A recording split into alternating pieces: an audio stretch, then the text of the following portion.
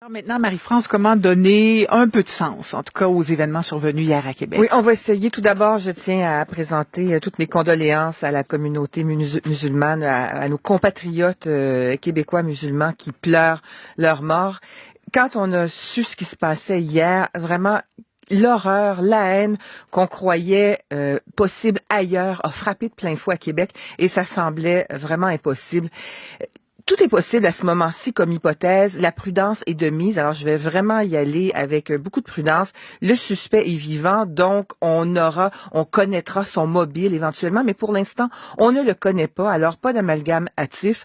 Attendons. Ce qu'on peut faire, c'est serrer les coudes. D'ailleurs, ça a été traité avec énormément de dignité par nos gouvernements, par les autorités policières. Ça a été traité par les partis sans partisanerie, justement, tous ensemble et très rapidement. Hier soir, on l'a traité vraiment d'attaque terroriste. La sociologue en moi a quelques réflexions. La haine, ça sera toujours difficile à comprendre, à expliquer, quasiment impossible en fait.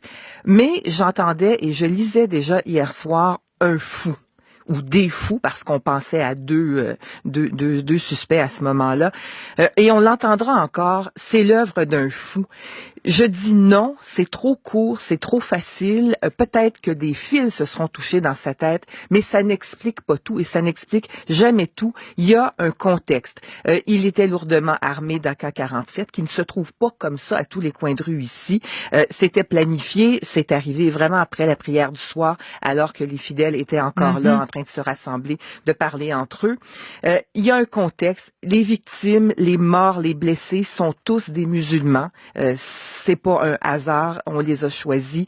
Il y a un carburant, il y a des discours haineux. Vous parliez tout à l'heure avec le ministre Proulx de cette tête de porc qui a été déposée pendant le Ramadan l'été dernier devant cette mosquée de Québec. Les tracts, il y a eu des graffitis sur cette mosquée-là.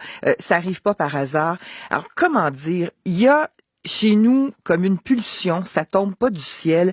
C'est des musulmans qui étaient ciblés. Oui, je pense qu'on va pouvoir commencer à dire que l'islamophobie, ça existe.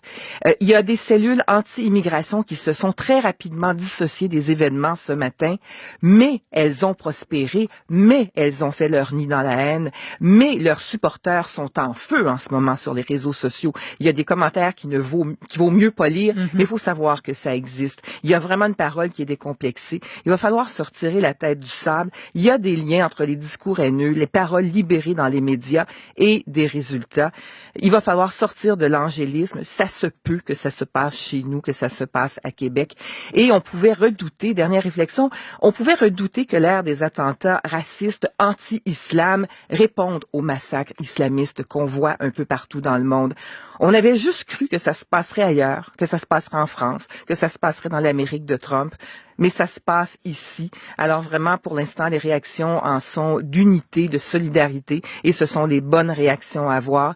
Mais il y a une réflexion qui va devoir se faire quand on connaîtra le mobile, quand on en saura un petit peu plus. C'est toujours étonnant d'entendre des gens qui disent, ben voyons, pourquoi ici? Comment ça se fait que ça nous tombe dessus? Avant les fêtes, on a fait une chronique avec Jean-François Nadeau sur Adrien Arcan et son discours de haine et le terreau dans lequel ça s'est enraciné et ça a pu pousser. Ça vient pas d'ailleurs. C'est pas hydroponique. Il y a un terreau.